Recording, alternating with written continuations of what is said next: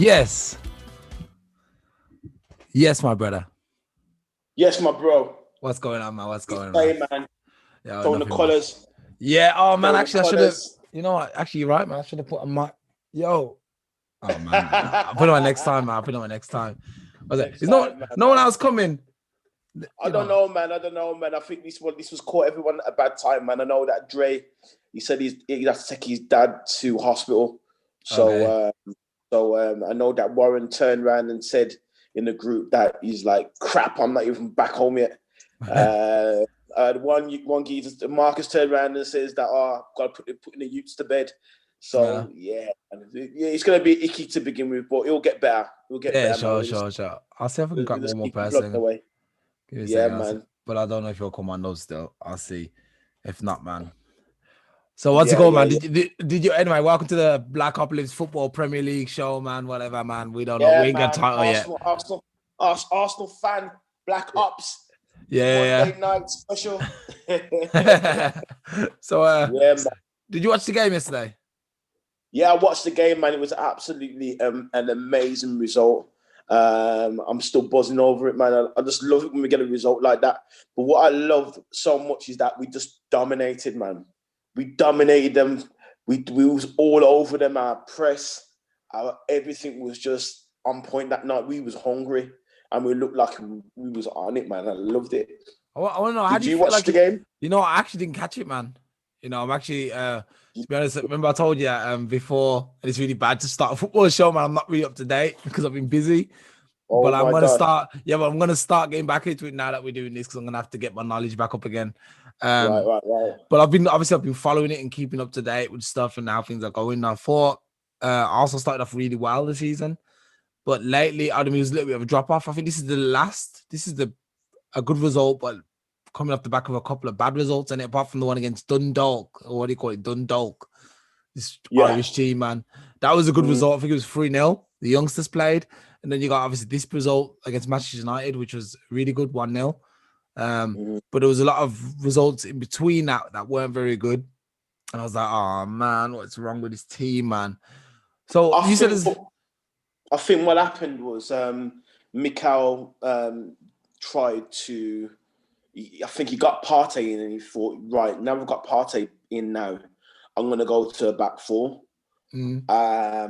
Problem with going to a back four, when we were defending, we're going to a back five because Saka would play as a left wing back in that formation. So say for instance you got like your four defenders, you'd have Bellerin, you'd have David Luiz, and you'd have Gabriel, and you have Tini.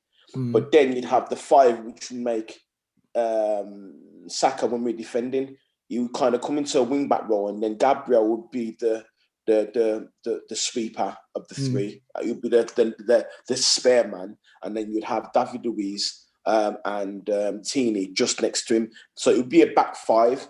But then when we was attacking, it just didn't go well. It looked a bit flat. Okay. And so he tried that. He tried to tweak it a little bit, but it just never worked. It just never worked. To the point, I was saying to myself, he needs to go to, play with two strikers, play with Lacazette and with Aubameyang. But then I was just surprised with the team sheet.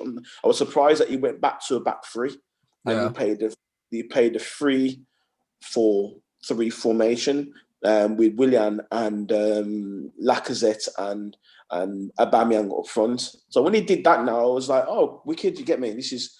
Okay, cool. We'll see how it goes. I did say I weren't surprised, but we played really well, and that's the thing. It worked. So I think he's going to stick with that now until he gets another creative player, like preferably like an Awa. Who?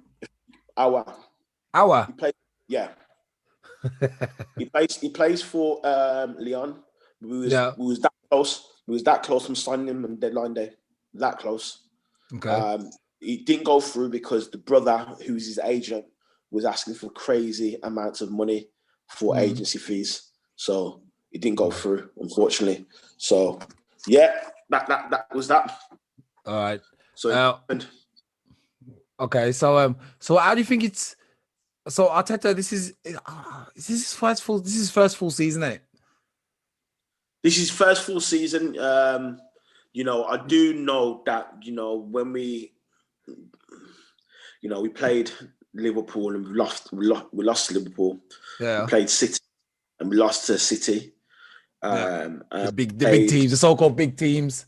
Yeah, we played Leicester and lost to Leicester. I think when we lost to Leicester, there was a lot of people in the Arsenal group that started to turn on him. Really? Yeah. Started to turn on him. Like, what if Warren was here today now? If he was on the podcast, he might make it, he might not.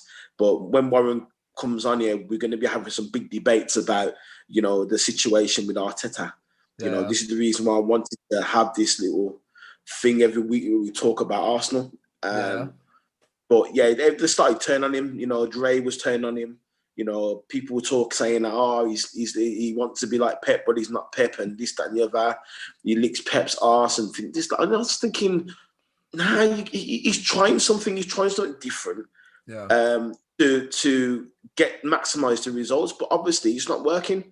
So I applaud him. It's good management for him to work out a solution and work the solution the way he did, and go back to back three and go back to the formation that he was having a lot of success with. So for him to go and do that shows he knows his stuff. He knows when he was going wrong. He put his hand up and says, right, okay, I'll do what I need to do to get the right result. And he did it. Yeah. So I don't know. I'm trying to think. Like, I think I've backed Arteta when they brought him in. I was like, that's the right man. I thought that, remember Emery? We don't have to talk too much about Emery, but remember Emery came in and I was like, wow, who's this idiot? Who's this geezer, man? And I watched him a couple of games. I was like, nah, I'm not impressed. Even though did we go on like a run? We went on a run, like 20 games. When the great run, he started well, but the problem that he had was that he never, as a manager, what you need to do, you need to find a formula, a system, a formula. And once you find that formula, you need to make it work. You make it work by motivating players, by communicating with them, by, making them buy into what you're doing. Now, because he didn't speak great English, his man skills was not there. And that was something that was going to always affect him, was the communication skills. Do you know what I'm trying to say? Yeah. And that's what done him in the end. He's man management, because you as a manager, you have to have that man management kind of skill set to your game. If you don't, then how are the players going to buy into what you want to do? How are the players going to believe in you? You can easily lose their dressing room if you haven't got that presence about you. And he lost the dressing room in the end, bro. He lost the dressing room. Do you know what I mean? Because 1 minute you had Ozil out, didn't fancy him. The next minute he was relying on him. Yeah. You know what I mean? So it's a bit crazy. It's a bit crazy what happened with Emery, but this manager's much more better than him. Yeah. He knows the English league. He's been an understudy to Pep Guardiola. He has his own ideas. He's played in the Premier League for many years. He's played at Arsenal in his career at Arsenal. So he was the right fit, man. He was the right fit. But there is going to be bumps. There is going to be bumps along the road because he's not that experienced, and that's what people need to understand. Yeah, that's the issue I have with a lot of football fans. One of the reasons why I kind of started turning away from football is because the fans. When you look at the fans, and it's like they're very fickle. 1 minute they're in, next minute they're out. And remember there was the big movement with Arsene Wenger, the Wenger in, Wenger out. Brigade. And this kind of turned me off. Man. I was like, why can't we just support the team, man? Just support. Okay, it's not doing well, but we're not like, it's not given that we're supposed to win. Everyone's like, we're the Arsenal. When you hear the fans, like, we're the Arsenal. I was on Arsenal fan TV. I think you remember that. It's not our God-given right to win. If we're not doing well, we're not doing well. And let's be honest, man, the team's got stronger. All the other teams around us got stronger. And I think that's the thing that people are missing. People are living in the past, because we was the Invincibles and we had a really successful time under Wenger. People still kind of live in the past. And I'm like, yeah, but there's teams like Aston Villa that haven't won for years, man. Although they came Liverpool the other day, that was pretty nice. I must admit, I was like, yo.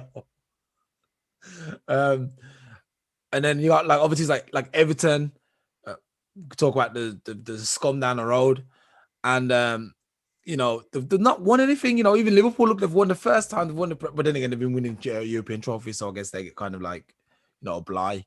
But a lot of the other teams, I think the problem that we had was with Wenger and the whole situation moving to the Emirates is that the Arsenal fans were paying the highest season tickets in the whole of Europe. I think that was what was killing the Arsenal fans. They're saying, look, man, if you ain't going to spend no money, why are you charging us so much money to get in to support?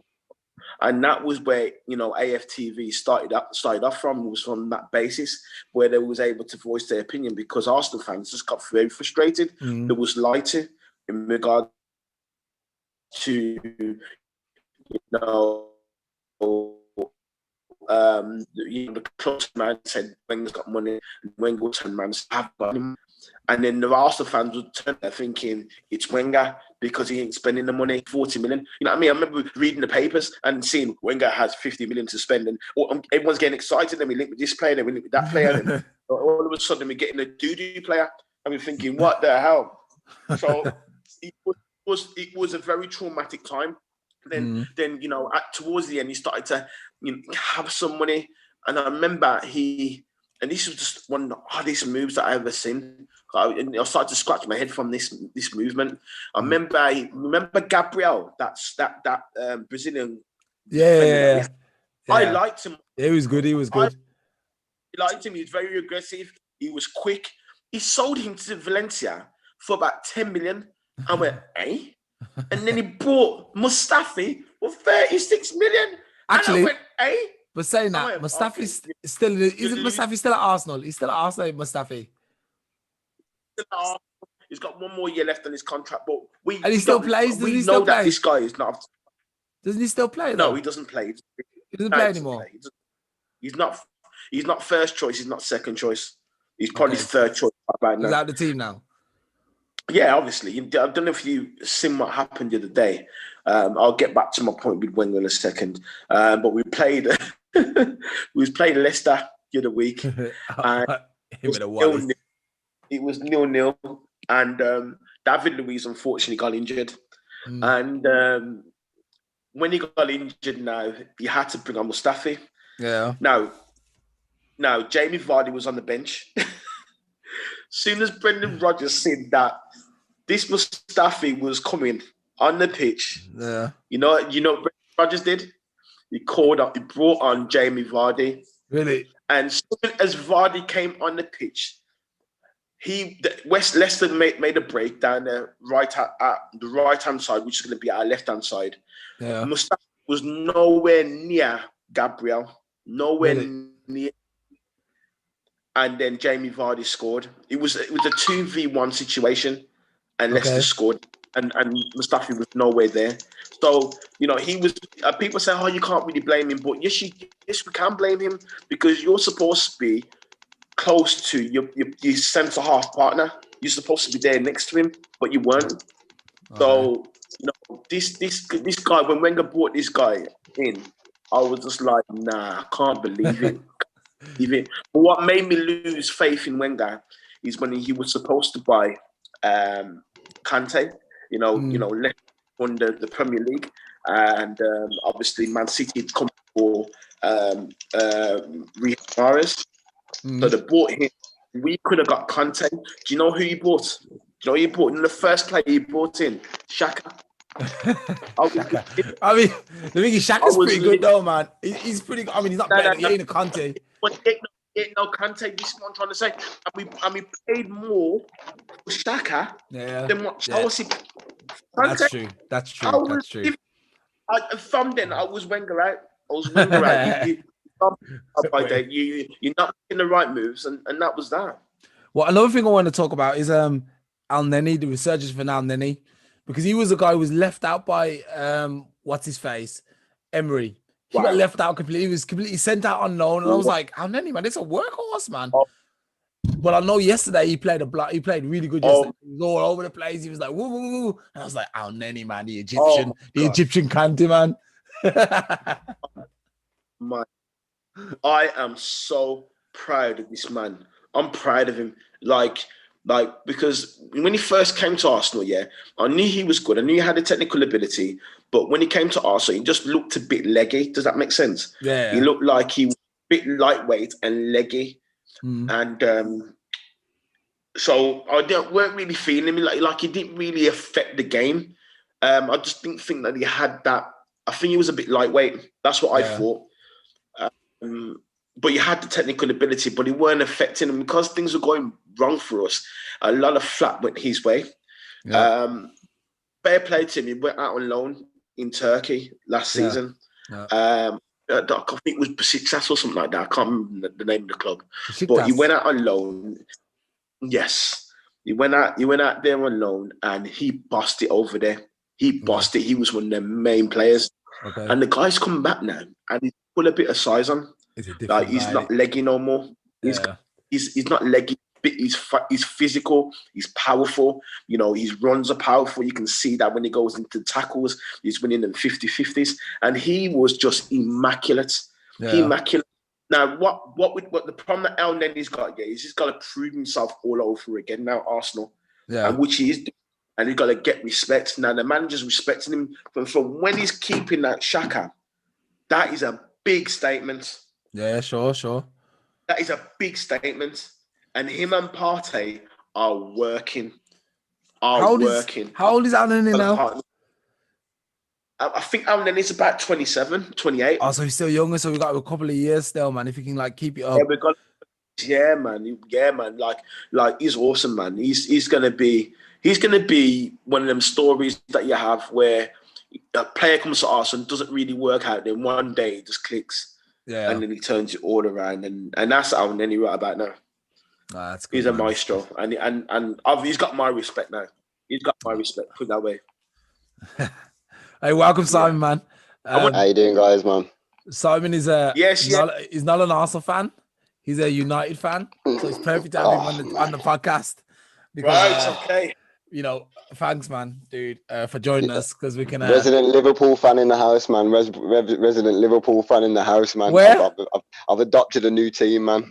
I've adopted a new team. You don't just change the team. You don't. I've been a Man U fan since I'm 7, man. I've changed my mind, man. I'm going to go Leicester. You only sing when you're winning. You only sing when you're winning. I haven't sang for a long time, brother. I sang the other day when we had a 5-0 win and just absolutely demolished Leipzig. Was it Leipzig? Yeah. I did not expect that kind of performance in the Champions League, and I don't buy for a second that we've done our our legs in and that. I'm thinking that might have been it though, man. You put too much effort in. No. I'm sorry, I'd like to cut you straight away. No, I'll be honest. It was just a really, really good performance by the key Arsenal players. That Thomas Partey, he's just been a revelation, and a lot of clubs knew that he was available for 45 million at the start of the year, and that's the strangest thing. Like, you got him as quickly, you got the deal done quick, you just some sort of became available. And I just heard, Andrew was saying just now about when you had the chance to sign N'Golo Kante, and you ended up signing Xhaka, and I agree that Xhaka's a good player. But he's no N'Golo Kante. But how many holding midfielders are really? Because the first thing I remember people saying when he was in first, made his splash in the Premier League, is that really he was like 2 players on the park. Yeah. Kante, nobody could deal with him, and I think he just made that role just amazing. He was more like a smaller, more nimble Vieira. You knew when Vieira put the challenge in, he was getting the ball one way or the other. He was getting the ball. I think Kante does it with a lot less what's the word? Less violence, shall we say? He gets the job done a different way. But Partey, I think, is your Kante, and I think he's gonna be a revelation at the Emirates. Simon, what got me with that time there where Wenger bought in Xhaka instead of Kante? What really cheesed me off as an Arsenal fan is that we came second in that year. Season. Then when Leicester league, and Kante then goes to Chelsea and then wins the league again. So it was Kante won the league for Leicester, and then... well, that's when you've lost me, man. You lost me right there. But I mean, without being too harsh on Wenger, I think the thing is Conte wasn't really an expensive player when he went to Leicester. I can't remember exactly how much I paid for him, but it wasn't, an astronomical. Shaka cost I understand that. more money. Yeah, but this is what I'm saying. So what you have to think about is, like, before Conte actually made it in the Premier League, he'd actually never made it in the Premier League. So any team who was going to have the chance to buy him, they would have had to think, they would have had to predict that meteoric rise. And if anyone would, that would have happened. If that was going to be the case, he would have gone to Real Madrid, Barcelona, or whoever it would have been, rather than Leicester in the first place. Sometimes teams strike lucky. Like the thing that I'm hearing now is that people are talking that Solskjaer could be sacked by United. But let's just look at his career. For instance, when he joined United, it was for, I think, about 950,000 or $1 million or something like that. And look at the impact that he had. And if anyone would have known that sort of impact, then they would have been going for him.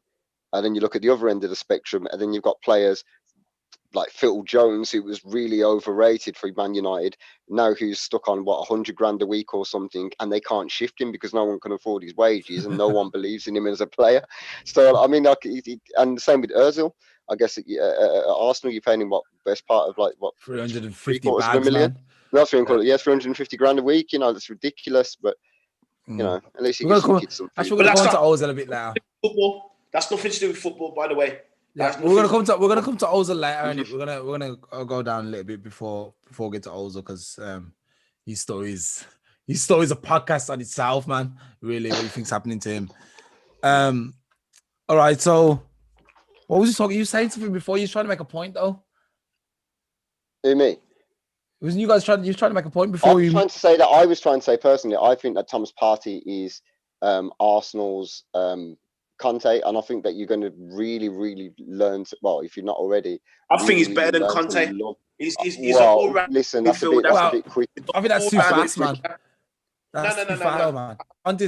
Conte's proven. Actually, what happened to Conte? Is he kind of faded out now? No, he's still there.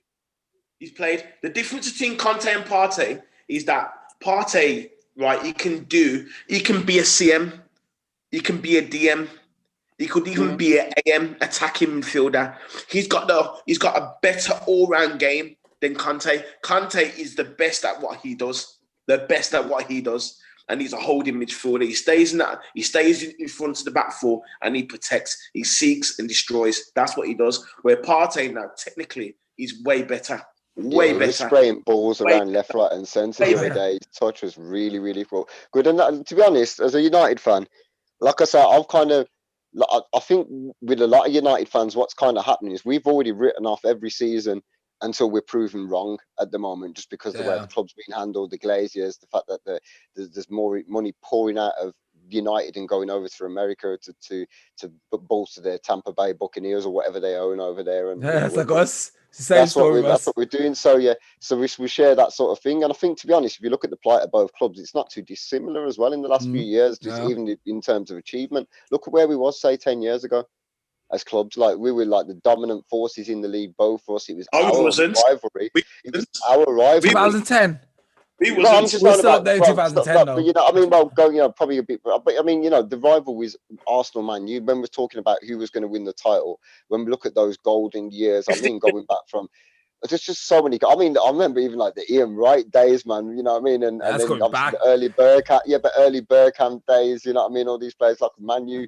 We had the Keane Vieira rivalry. All these things were just amazing, and that lasted over the years, man. And it was brilliant. And our clubs didn't really fall from grace and that, but like you look at Arsenal and you thought, well, look at all them years of managing the budget, and Wenger did an amazing. Whatever you think about Wenger, he was amazing, bringing players cheap and getting the most. Let me just say this one last thing though.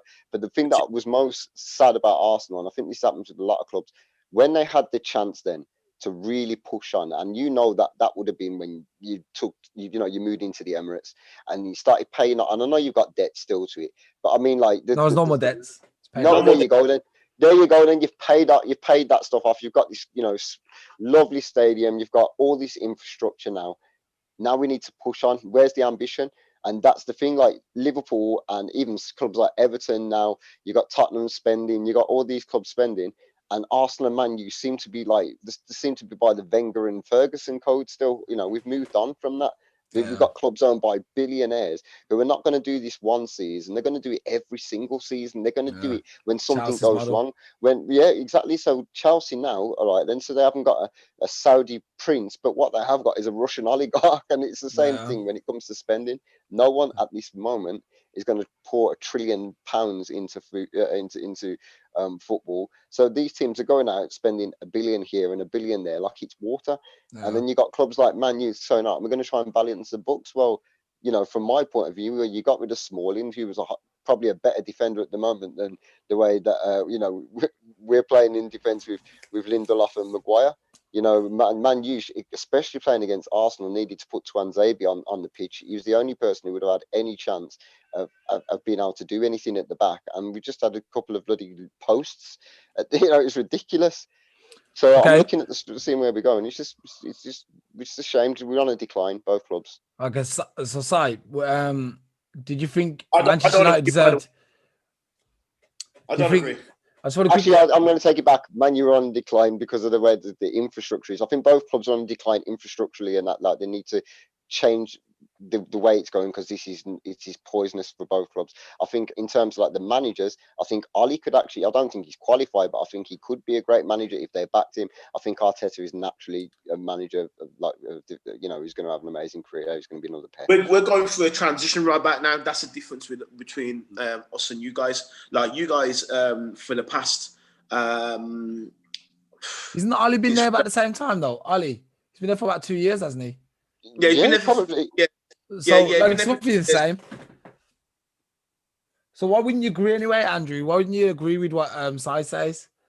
We're not. They're on the time. We're not. We're going through a transition because we're buying the players. Look at the summer that we've had. We've bought a spine to the team. We've not bought a spine, but we've reinvested in the spine of the team. If you look at Thomas Partey, you look at Gabriel. Them two have made a difference in our team. Moving forward. Now, the manager just needs to get the right formula to move the club forward. But we're on the right track. Now, with Manchester United, they're on the decline because they haven't got the right manager there.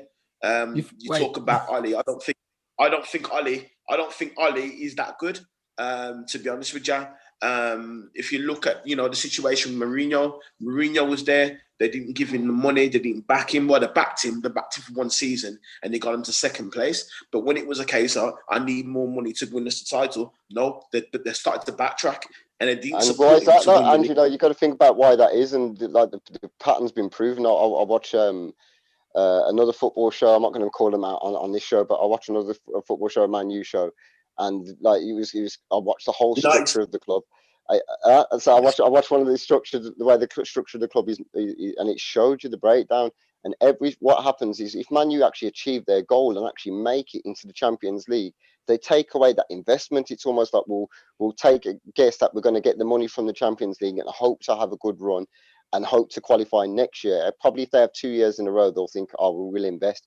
But otherwise, what they're doing is going, okay, when we finish outside the Champions League, our sponsors get worried, our stockholders get worried, our board get worried. So then we'll invest the money to try and assure these people that we're going to be there again next year. So they spend the money when they have to, but when they don't have to and they don't feel threatened, like they know they've got the Champions League in the bag, they just cut off the investment and the money goes to the Glazers. And that's been the pattern every single manager. So Oli will fall on his sword and he will get sacked like every manager before him until that same cycle stops repeating itself over and over again. Who are you going to bring in? Who are you going to bring in? Brendan Rodgers? No, probably bring in Pochettino or somebody like that if they get the opportunity. There's a couple of people who've been shouted out. But like I say, what's the point? Because unless you're going to have an old school sort of Harry Redknapp sort of fella who's going to be able to, just turn, or Sean Dyche or someone who can make a team with no money, no further investment, get the most out of them. And I'm not saying that they're better motivators. I'm just saying that's going to have to be the character they're going for, because any manager now who's looking at United is going to know what's coming. They're going to know that, okay, we're going to get the initial investment. And if those don't turn water into wine, then the next season I'm on my ear and there's nothing I can do. Yeah, but you have to be that damn good, though, innit? If you're that damn good, you will go in there and you will turn it around. And that's my key point. You don't really need that much money because you've got good players there. All you need is the right manager to come in, find the right formula, find the right system, find the right spirit in the camp, and you can move it forward. You don't need that massive investment. Yeah. Yeah. I feel like it's not that simple though, man. Football. I think like I don't know. Like I think all football teams should rely on youth. I think all this transfer stuff should go out the window, and I think you should probably get localized players like they used to. All the players who play for Arsenal and Manchester United should come out of London and Manchester. I don't think it makes any sense. You don't think so? Yeah, well, That's never come on. gonna happen. The thing is though, how many guys did you play with when you was in school, and you knew these were bad boy footballers? Like, yo, this kid's a footballer, but he never made it. I knew at least I could have made a football team who would have competed with Manchester United with the same training and level of management. Back in our day, it was tougher, but now it's not. Now it's not because I don't think it's hard now. I think it's harder now. I think it's easier to get inspired. It's easier now to get in there. You know, academies are well looking at the grassroots side of football now, and they're looking to kids in and get kids into the academy. It's very competitive out there, very competitive. So I wouldn't say that. It was harder back in our day when we was younger because there was a lot of racism going around. But now, that too. Now the mold's changed now, and they're allowing more black players to play now because they've seen that other countries are benefiting from black players. You look at France for one. You know, look at France won the World Cup. You know what I mean? Look at France World Cup in '98. Do you know what I mean? And then they won the World Cup again, and they won the European Cup. So, you know, France are the blueprint for bringing through black players. Now, if you look at England under 19s that won the World Cup about 3-4 years ago, there's a lot of black players coming through. There's so many black players coming through. So it's different now. So I wouldn't really say go, you know, I don't really agree with what you said. Well, on that, actually, Andrew, what would you say about the opportunities afforded to Asian players? Because if we should literally believe that there is no talented Asian players coming through the ranks in the UK, because we're not just because people typically think Indian Pakistani, but not just Indian Pakistani. We have Chinese people living here, we have Vietnamese people living here, we have Thai people living, we have all sorts, but they don't seem to come through majorly in the system, and that seems to reflect also. And we're going to go into black people now in management as well. Why aren't they afforded the opportunities? Why aren't just in general, just Asian, whether it be black. I mean, we know that in terms of like black athletes, we've got a long tradition of having black footballers in this country. We've allowed it for a long time. But Asians, I knew some amazing Asian football players who were like just next level. Why aren't they coming through to you know, in numbers? I believe that when it comes to Asian players, there are some that are coming through the system because there's some at Albion now. But what you see is that the parents are not really supportive. Like the older generation weren't really supportive. Now, the next generation that are coming through now, they're getting the support from their parents. But don't forget, you know, with a lot of Asian families, they're thinking education, business. Yeah, that's true. I think to an extent, sorry, I'll agree with you to an extent. The only thing I'd have with that is that there's a lot of football teams that are literally Asian formed. I can think of like Calcer and a few of them. There's some really good semi-pro football teams. And surely like those parents, if they were to get scouted by like a big club, because this is what we're going to talk about. It's not just the smaller clubs you scout. If your parent, say if you're allowed to play Sunday League and you're an Asian player and you're a good player, and then Man City come in for you. You know, most parents are not dumb. They know what Man City means, or they know what Liverpool means. So, you know, we to really think that these clubs are just not scouting Asian players, and that it's, you know, your little Grimsby's or I just don't buy into that. No, I don't believe that for 1 minute. Because you see, I'm a scout myself. Yeah, I'm a scout for West Brom. So, you know, for me to see a player that's outstanding, and for me to bring him in on trial, if he gets signed, I'm getting paid.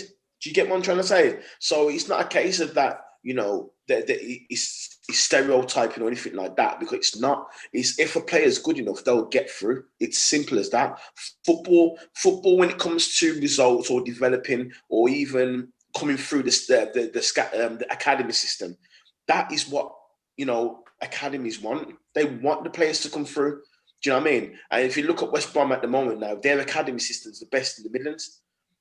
I'm trying to say, so in regards to Asian players, I do know there's 3 or 4 Asian players at Albion right now that are really good, that are in the academy.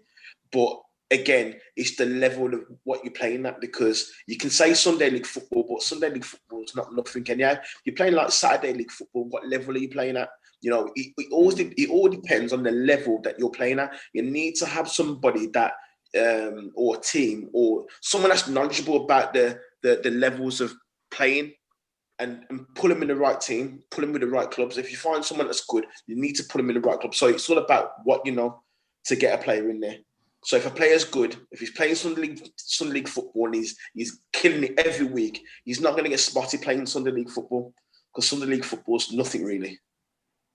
All right, cool, man. Anyway, let's change the topic a little bit, man. Go back onto some of the results from the weekend, and because we are trying to keep this a football show, and it's a football show at the moment. We're trying to keep it current. All right, the football results of the weekend. I just think it'd be so good. What was that? Sorry, say that again, sorry. What did you say? I just want to go back on one thing that Simon said about black managers. Now, black managers are going to find it hard to get into clubs and be a manager. The reason for that is because they'd rather a white face be leading the club than a black face. That's just the way it is. The higher you go up, the more racist it is, because you have to understand that people might turn around and say, you know what, you're an asset to us because you're a black player, because you're fast and you're quick and that. But when it comes to being a manager, it's all about opinion, really. And the way certain white people look at that we're not intelligent, we're not good as being a manager.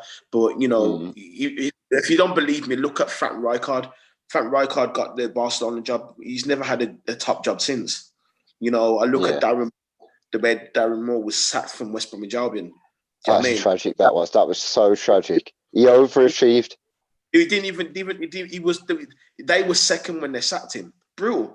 So early in the season as well. Even want to give him the job. So it will change over time because of what's happened with George Floyd. Now, I'm sure that all the Premier League clubs now have signed a diversity agreement thing. There's only one club, Southampton, that have not signed it, where it's going to be a bit more diverse, going to make sure there's more black inclusion in Southampton.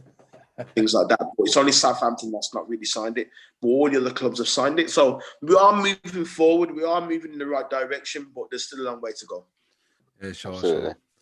Anyway, so the weekend results. We had Sheffield United versus Manchester City. Easy win. Manchester City. Well, it wasn't actually easy. 1-0. But, you expect them to get the result against Sheffield United. Actually, I think Sheffield United is actually doing better than I thought, or thought they would do, actually. No, the club's got a tradition of just bossing it when they can. Like they remind me really much of early Swansea, when Swansea first came in. They weren't playing that quick, fast flowing football, but they've got one of them small clubs that just have a good way about winning as and when they can. Like pick up. Man City, Stoke back in the day, very, very hard to beat. Yeah. But I think they've got a bit more dynamic players than Stoke would have had back then. They just went for the biggest, strongest players that they could find and hope that they could get the ball in by some kind of set pieces with a Roy Delap throw, usually at least. But I remember they did Shaqiri back in the day, and they did Shaqiri back in the day. But like I say, I think that was a guaranteed win for Man City, if we're being honest, and that. Sheffield United will come back. They'll be fine this year. Cool, man. We have Burnley versus Chelsea. 3-0 win for Chelsea. Routine. Yeah.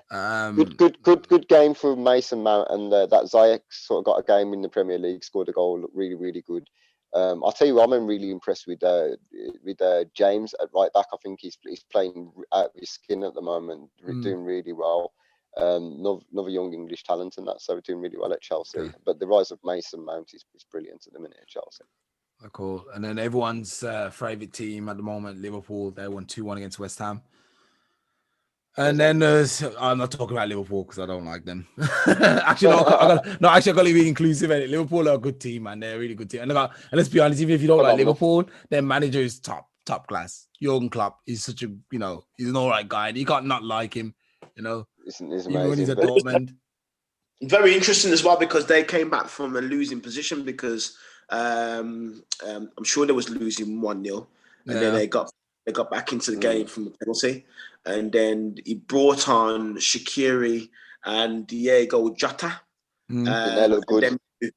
And them two changed the game, and I'm sure it was Shaqiri that put Jota through to put the ball in the back of the net. So fair play to the manager. He was losing, he changed it.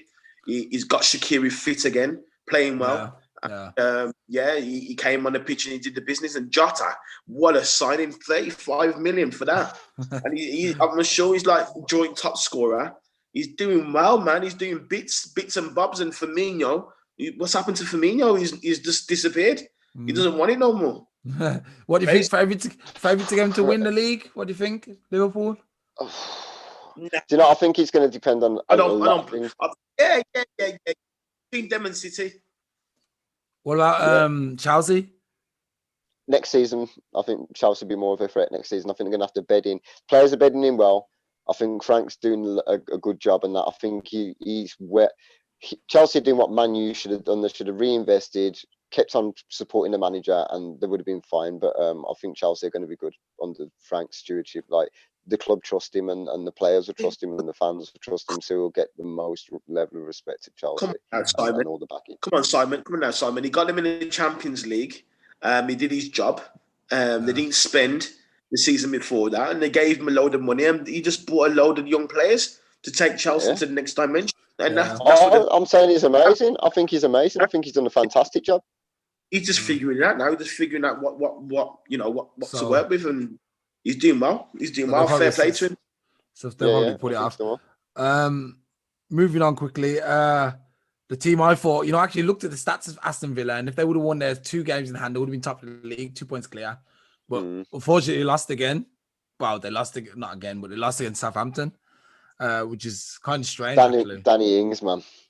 He's great, man. He's great. He's a really good player, and like, he's one of those really underrated. I don't like him. Why? Because he always scores against Arsenal.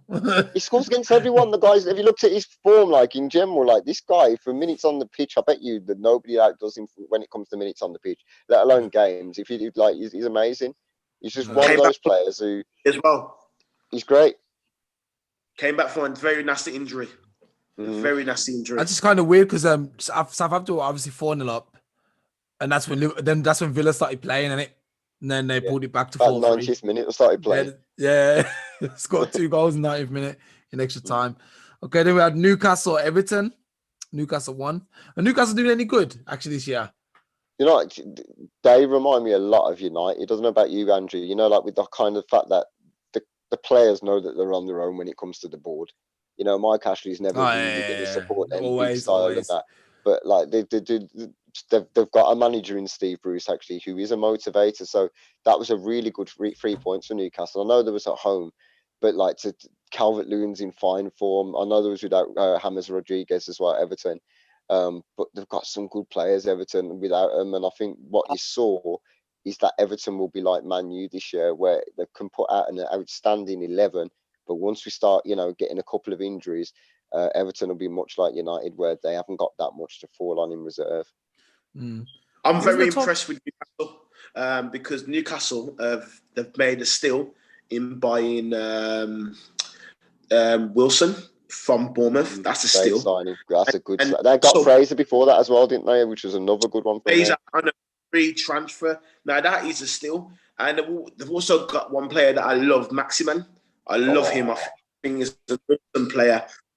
They've got a good team. And Mike Ashley's backed Steve Bruce in the transfer market, and he's backed him and he's giving some money. And you know what? Newcastle, on their day, they can beat you. You can't. If you have an off day with Newcastle, they will beat you because they're dangerous, very dangerous. And if you look for the winning goal, I think it's the second goal that they scored.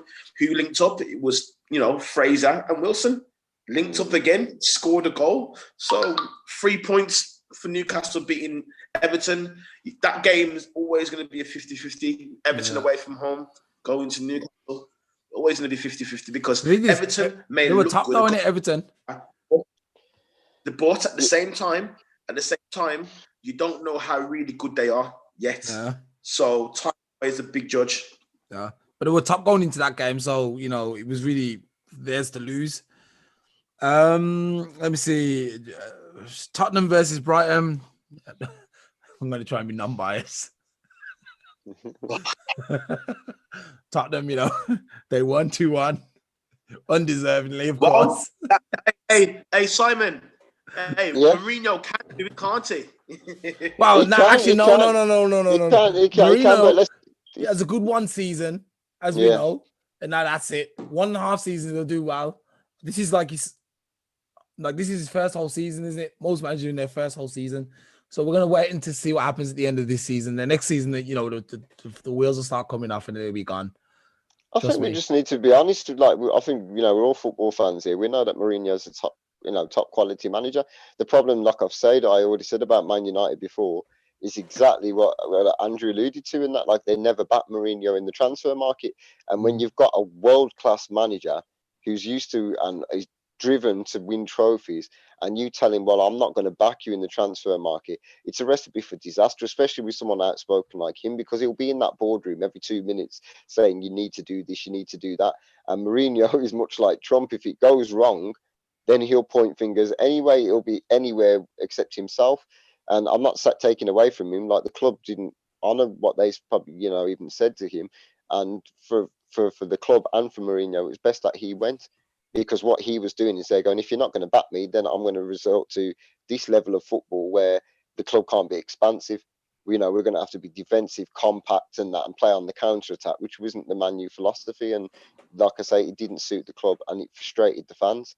But he just literally felt like he was between a rock and a hard place, because he's too tactically aware to realise if you leave yourself open with the squad that we got, we're going to get punished. Yeah. So I feel sorry for him. And Solskjaer will go the same way, but we obviously got the credentials. Simon, I love when he says the best thing that I've ever achieved in my managerial career is getting Manchester United to second. Because it's true. He had to get blood out of a rock, and he got blood out of it.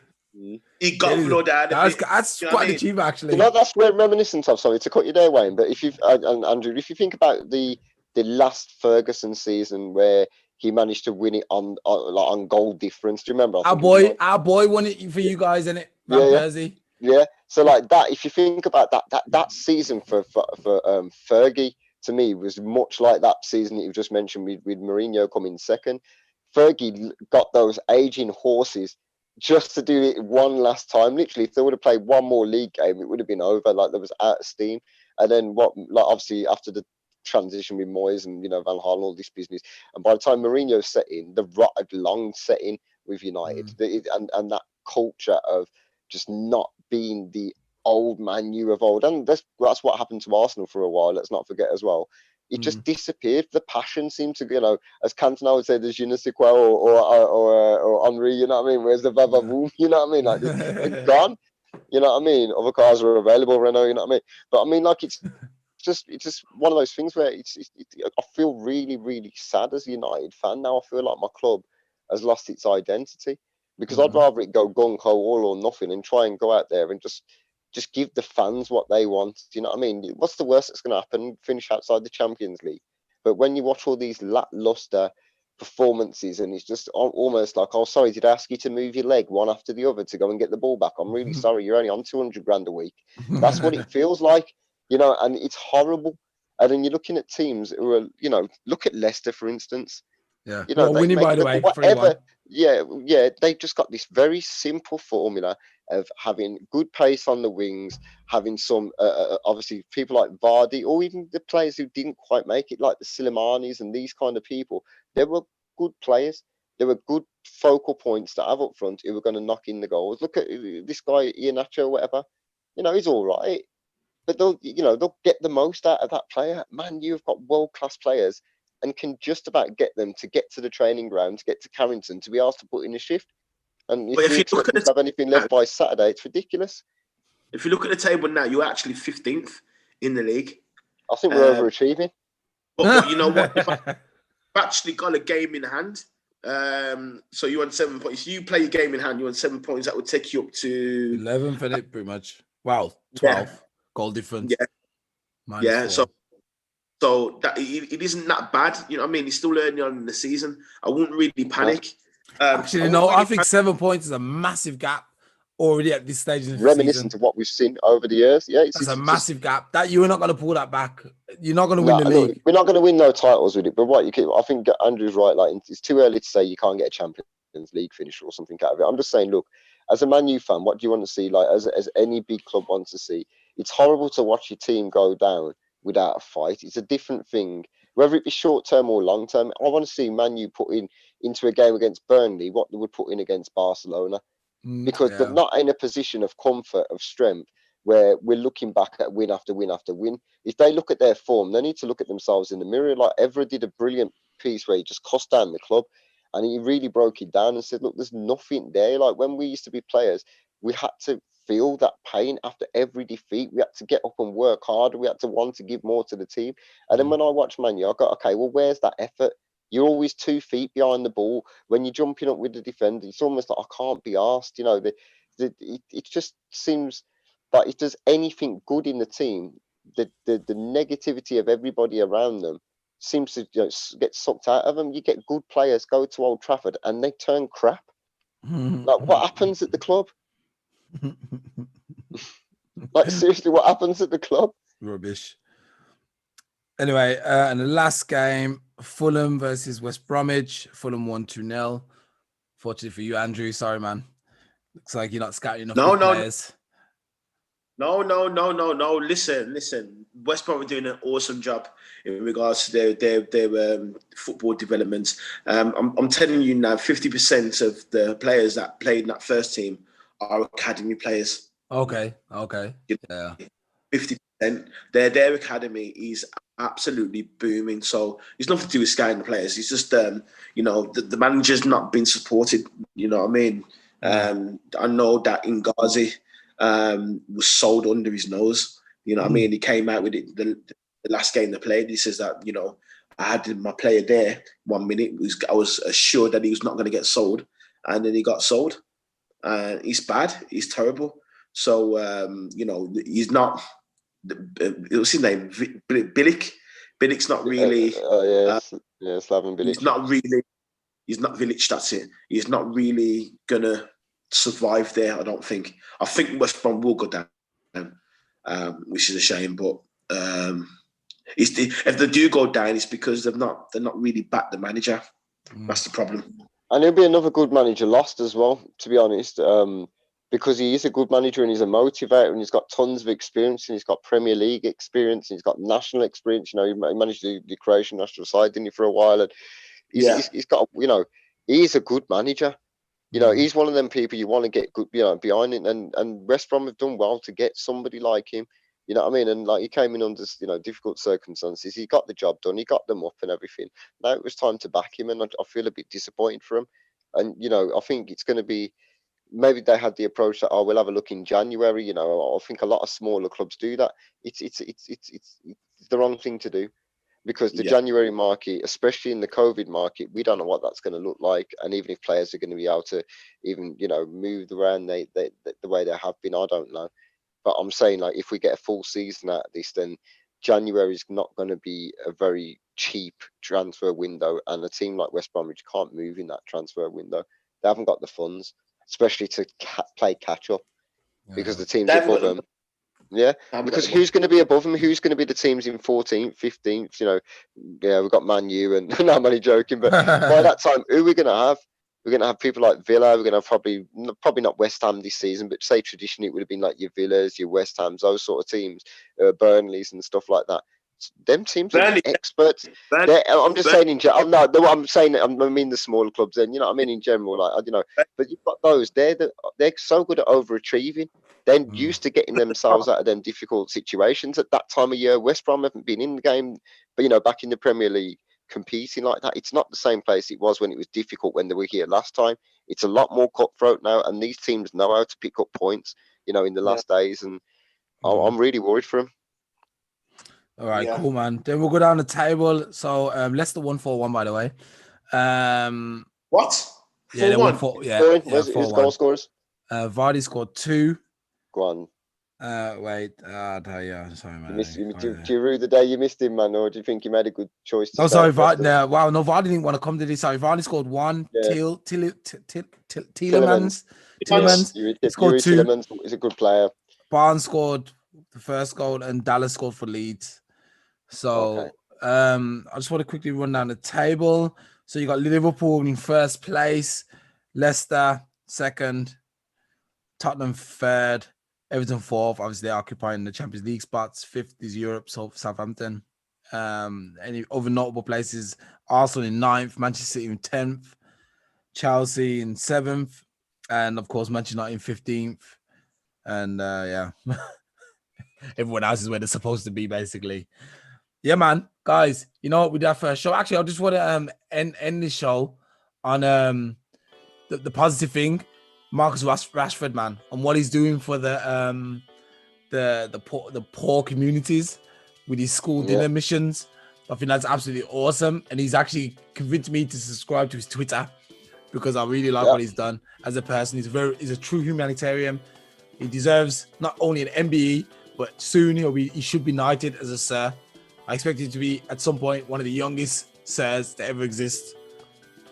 Well done to him. And like, if we're going to do a shout out for those who are taking care of those in the community, man, let's not look past even though we don't talk about Liverpool, Sadio Mane as well, who literally gives a quarter of his wages every single week to his community back home and everything. Yeah, that's awesome. Like, this guy is literally an amazing guy. So all of these footballers are actually sharing the wealth around and actually trying to do the right thing for disadvantaged people around the world. Yeah, sure. Sure. You got anyone for us, Andrew? Oh gosh, man. Thomas Partey. Wait, dude. Is he doing something for humanity? He's doing something for me. You put a smile on your face. For me, Thomas Partey. Next week I'm wearing my Arsenal top. Hey, we're gonna continue with this show on Sundays because even though Monday's games will miss out, I think it'll just work out to be better on Sundays. So we're gonna continue next Sunday with the show. I think we have a lot of things to talk about and discuss. I got a list here of things I want to talk about, but we're just going to try to keep the show in about an hour. Anything longer than that is too tiring. So yeah, man. Guys, thanks for joining. We'll be back next week. I'm going to think of a logo, a name. If anyone's got a name, an interesting name for the show, at the moment it's the Blackopolypse Premier League football show, but it should change to something else. I don't think we should call it the Arsenal show because that's too exclusive. I think I'd rather have something that talked about everything. What did you say, Simon? There's going to be a lot more Arsenal fans on here next week. Put it that way. So be ready. He might not turn up. Guys, I'll see you next week, man. Yeah, man. See you 2 weeks, guys. See you in 2 weeks. Yeah, see you in 2 weeks. I'll be back with some United fans. Yeah.